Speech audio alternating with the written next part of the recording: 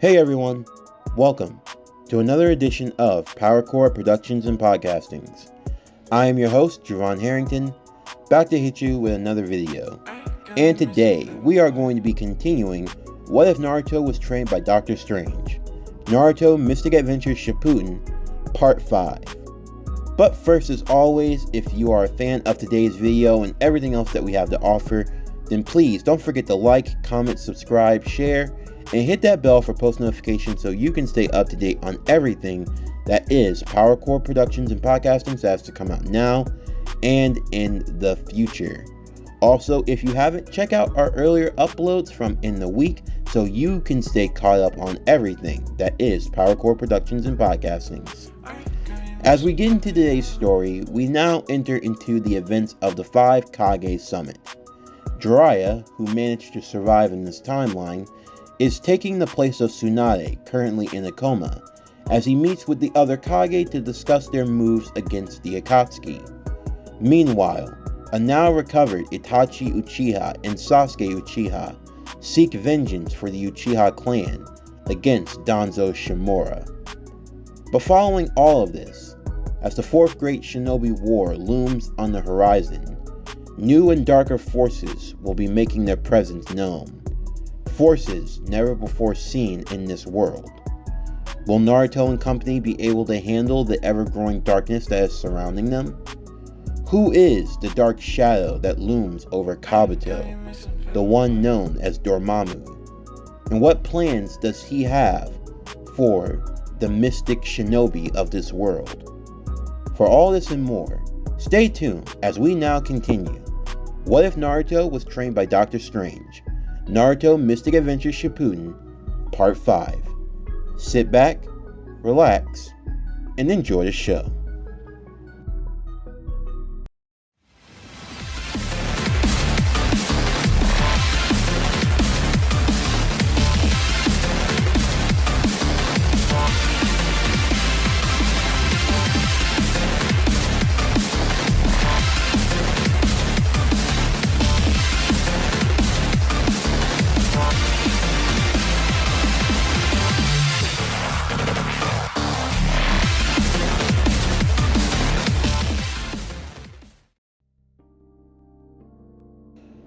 While Naruto, Jiraiya, Kakashi, and Gaara would continue and make their way to the 5 Kage Summit, both Sasuke and Itachi would be left to deal with Danzo. Danzo would attempt to use his men as shields to hide him from the wrath of the Uchiha, though both Itachi and Sasuke would strike them so that they would face non-lethal blows. They focused their main attention on taking out the one whom they deemed responsible for the destruction of their clan. Danzo with no choice would use his Sharingan arm, attempting to use as many of the abilities as he could to fight and hold them off. However, the unbridled rage of both Sasuke and Itachi was more than what he could handle. Itachi alone, since his prowess with the Sharingan was greater than anything that Danzo could ever do. But with Sasuke, he couldn't counter anything of Sasuke's. For Sasuke wasn't just skilled with ninjutsu, but he was also skilled with magic. Danzo couldn't see through his illusion casting. He wasn't able to counter his teleportation. His mystic constructs were too great to break through. Ultimately, Danzo would run through the Izanami of the Sharingan arm, having to use them repeatedly over and over again in order to survive, until eventually he was cornered with nowhere to go. In a scene that was a pure irony, just as Danzo had stolen the eye of Shisui Uchiha, Itachi would just as violently rip out Shisui's eye from Danzo's head. Danzo would curse at the Uchiha, stating that they were nothing more but a clan filled with hatred, that they would be the scorn and the downfall of the ninja world. However, neither one said nothing, as both Itachi and Sasuke at the same time would use the Mangekyo Sharingan, creating Amaterasu and burning Danzo alive. They allowed him to burn until there was nothing left, until all that remained was ash and bone. And with that, Danzo Shimura would be gone from this world. Among the many of whom that had fought for Danzo, one of his guards that were there, a young boy named Sai, would see that he had been freed from the curse mark placed upon him. He would then see Sasuke look at him, remembering him from the day that they had fought one another during their mission to assassinate Orochimaru. Sai would ask why they had spared their lives, but Sasuke simply remarked that their sins were attributed to Danzo, and that the only one who would be paying would be him. They told them to return to the Leaf, as that was where they were needed, and with that they would make their way back home. Meanwhile, at the 5 Kage Summit, as Naruto arrived with Jiraiya and Kakashi, Gaara would make his entrance as well. The other Kages had arrived in a similar time and fashion. There was a surprise when only Temari and Kankuro showed up. However, it was all revealed that Gaara was still alive, much to the other Kage's shock, as they had believed that the Kazekage had been killed during the Akatsuki attack. However, Gaara explained that he indeed survived, but for his own safety, he was hidden away thanks to the workings of Jiraiya, and as such he had been hiding ever since. But now he was ready to resume his role as Kazekage. As they all met with one another, many of the Kages would look over towards Naruto, as they had heard word of how he had a great power, one of which had never been seen in the shinobi world. But the main focus of the 5 Kage Summit was that of the Akatsuki. You see, the Raikage was not pleased. The one known as Kisame Hoshigaki attempted to infiltrate the hidden cloud village to kidnap the Eight Tails.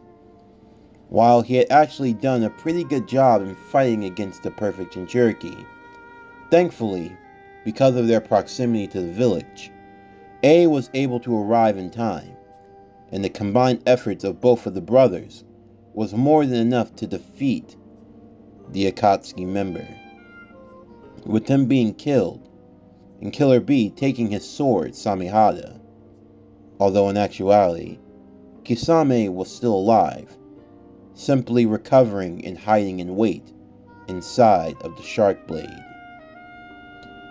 The Raikage would call out Mei, the Mizukage, for not dealing with her rogue shinobi sooner, and that among all of the villages here, the Hidden Cloud was the only one who did not have a rogue shinobi from its ranks join the Akatsuki.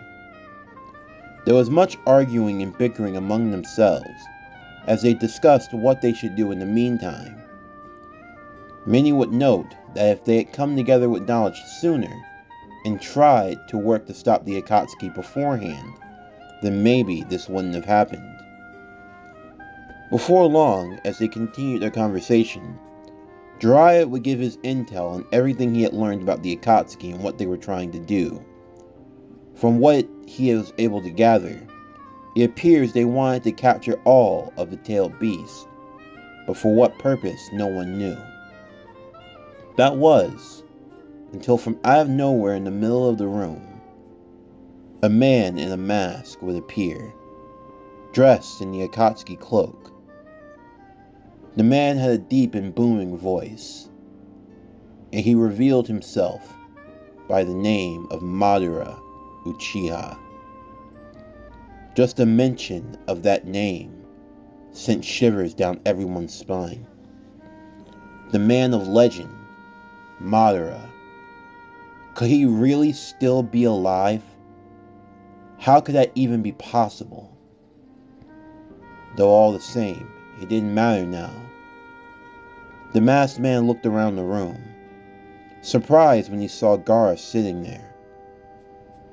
He remarked that they had only managed to collect around 50% of the One-Tail's chakra, which in the grand scheme of things was enough for their plans, although it never hurt to have all of it.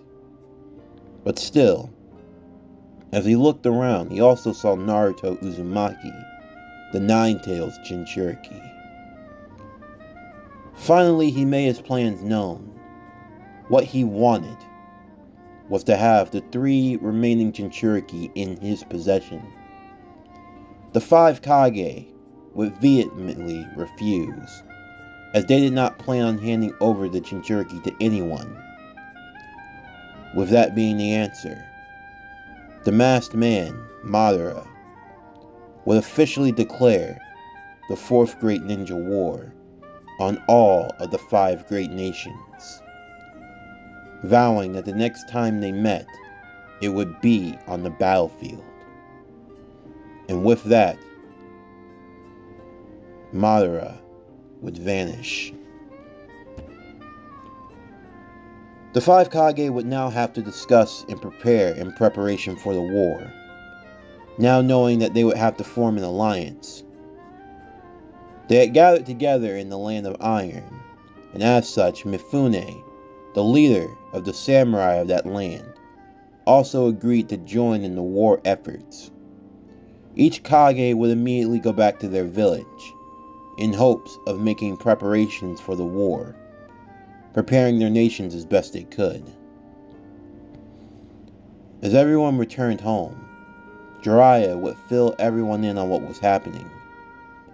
Before long, Tsunade would awaken from her coma, and she too would begin preparations for war, once she resumed her role as Hokage. Before long, Naruto was helping with the reconstruction of the village, wondering what role he was going to play into the war. Although he would be shocked when he learned that he wasn't actually going to participate. Instead, they had actually talked it over, and it was decided that Naruto and Gaara would be sent somewhere in secret with the other Jinchuriki of the Hidden Cloud, the one known as Killer Bee. Naruto didn't take too kindly to this, although thankfully Jiraiya was there to smooth things over. Jiraiya understood how Naruto felt. Naruto didn't like the idea of his friends going off to fight a war on his behalf. If he could do anything to help them, then of course he wanted to. But still, this war was fought to protect Naruto and the other Jinchurikis. For the most part, most of the Akatsuki had been defeated, so they doubted that Madara had any real army or anything to back him up. As such, they believed they could win this war. Jiraiya would assure Naruto that everything was going to be alright. Naruto would accept the assurance from his master, although he was still uneasy. Before leaving though, Naruto would spend his time with Haku, enjoying her company as the two of them hadn't had much time to talk to one another with everything that had been going on ever since. Even Zabuza was a bit surprised as they were in preparation for war. And as for Zabuza, he actually had a small meeting with the Mizukage. It was the matter of his sword, the Executioner's Blade. That sword was technically property of the Hidden Mist, and if Zabuza wasn't going to come back, then they at least wanted the blade. Of course, for Zabuza, he didn't want to part with this thing. It meant a lot to him. But at the same time, he was no longer a Hidden Mist shinobi. So did he really have any right to carry on with the Executioner's Blade? That was when a deal was struck. Zabuza would take out the Executioner's Blade, and he would cut it in half, He would take the blade part with the hilt, but he gave the other portion of the blade to Mei. He explained to her with that portion, and with a little ingenuity, they could build a new executioner's blade, and they could add it to their ranks if they so chose to. After thinking it over, Mei decided that this would be acceptable. Of course, they would have to make a few modifications with their piece of the executioner's blade to make it something even stronger and much more capable. So much so to the point that it would even be greater than the one that Zabuza carried. But for Zabuza, that didn't really matter to him. He had grown to love the Hidden Leaf Village. While he understood that the Hidden Mist was trying to change itself after being known as the Blood Mist for all these years, he felt as though it was a place he couldn't really go back to, and he didn't really want to. For he and Haku, they had both made a new life for themselves in the Hidden Leaf. This was their new beginning, and it was one that they wouldn't trade for anything.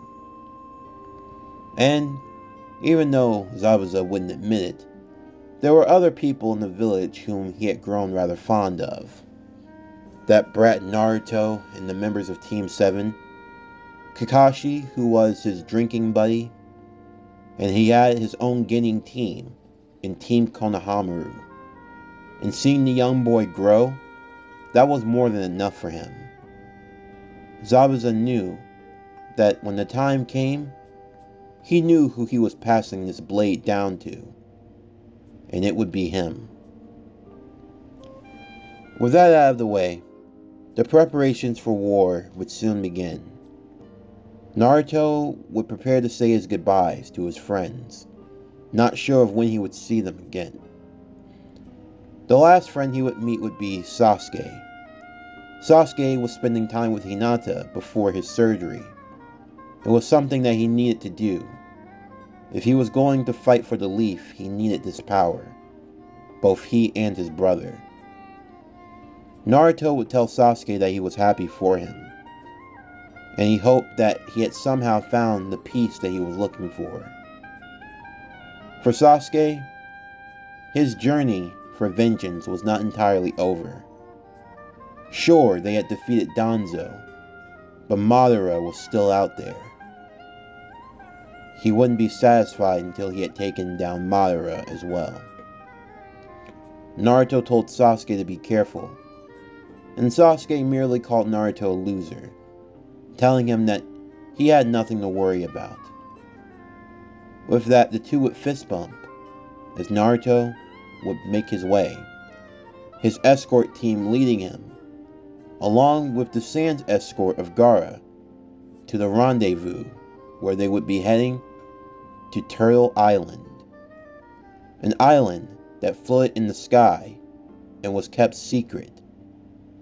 It was there that Killer Bee had learned to become a perfect Jinchuriki, and it was also going to be where Naruto and Gaara would begin the next stages of their training. As for Sasuke and Itachi, they would undergo the surgery as soon as possible. Their eyes would be swapped, thus allowing them to both gain the eternal Mangekyo Sharingan in preparations for the war. There was one final notion that needed to be discussed, that being of Itachi Uchiha. Itachi would be brought before Tsunade and the other Kage. Itachi would explain everything to them, how he got into the Akatsuki, his dealings with them, and everything up until now. On one hand, everything they could confirm was indeed true, and that the third Hokage had made Itachi a spy in the Akatsuki on behalf of the Hidden Leaf. So the village hidden in the leaves also bore responsibility. Everything could not be placed on Itachi, but at the same time, he did commit various crimes on behalf of the Akatsuki. That was something that couldn't be overlooked either. So finally, what could they do with him? his power would prove to be invaluable to the war effort, as he might have been one of the only few who could help in fighting against Madara. As such, a deal was stricken. Itachi would serve in the war, and afterwards, should they win, he would serve a lifetime probation. Essentially, think about what Sasuke does now in the Boruto series, being a traveling shinobi who protects the world from the shadows. Essentially, this is what Itachi would become in this world. Although he would be allowed to go back home from time to time, since his home was the Hidden Leaf Village. And Itachi would accept this offer and would officially be reinstated as a shinobi and would join in the efforts of the war. As their preparations were being made, the masked man, known as Madara Uchiha, also had other preparations of his own. What was he going to do in his war efforts? Well, help would come from an unsurprising source, as from out of nowhere, he would be met by someone who had a special offer for him. This man's name was Kabuto Yakushi. However, this Kabuto was not the one that you would think. For you see, this Kabuto had not only taken in the DNA of Orochimaru, but he also attempted to take the DNA of Sasuke Uchiha. A Sasuke Uchiha who had practiced in the mystic arts. He didn't gain the Sharingan, but what he did gain was something even more. The ability to tap into a power never before seen. A power that would prove to be of great benefit for the war efforts. Not only would Kabuto reveal the White Zetsu army and his ability over the Edo Tensei, but he also revealed some other powers, ones that even Madara had never seen. But as they spoke, Madara could see a glowing symbol on his forehead, and he could hear in his tone of voice like there was someone else speaking, like there was another presence within him. Madara would finally ask who he truly was, as he could sense that he wasn't just Kabuto. Kabuto would simply grin as his eyes glowed a dark violet aura. So, you're able to tell, are you? Who are you really? You are not Kabuto. Congratulations, Madara. It seems you've discovered my secret. Allow me to introduce myself. I am Dormammu.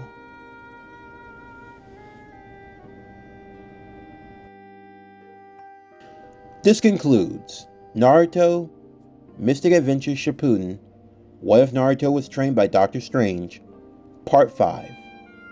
As always, if you are a fan of today's video and everything else that we have to offer, then please don't forget to like, comment, subscribe, share, and hit that bell for post notifications so you can stay up to date on everything that is PowerCore Productions and Podcastings that has to come out now and in the future. Stay tuned for tomorrow's video as we continue Naruto Ultimate Ninja Storm, based on the Heroes of the Morphin Grid series, Part 5. But anyway, that's going to do it for the end of today's video. I am Javon Harrington with PowerCore Productions and Podcastings. Signing off, and I'll see you next time.